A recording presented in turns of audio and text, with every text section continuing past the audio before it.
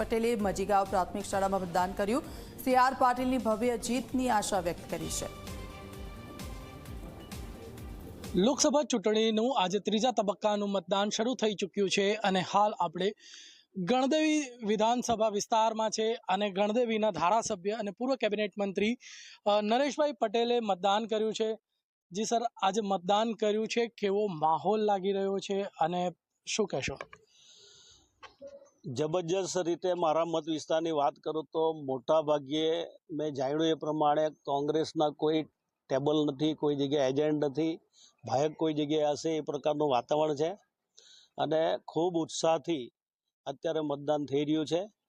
એનું કારણ છે કે જે રીતે નરેન્દ્રભાઈ 10 વર્ષથી છેલ્લા દેશની અંદર જે એમણે કામ કર્યું છે, નીચે સુધી કે ગરીબના ચૂલા સુધી પહોંચવાનો એમણે પ્રયત્ન કર્યો હોય, ખેડૂતો હોય, યુવાનો હોય કે મહિલાઓ હોય, એમને લક્ષ્યમાં રાખીને એમણે દરેક વિકાસના કાર્યો કર્યા છે। એટલે સ્વાભાવિક છે કે આદરણીય નરેન્દ્રભાઈને ત્રીજી વખત 400થી પણ વધારે સીટ સાથે એમને પ્રધાનમંત્રી બનાવવાનો પ્રજાએ અને મતદારોએ સંકલ્પ કર્યો છે।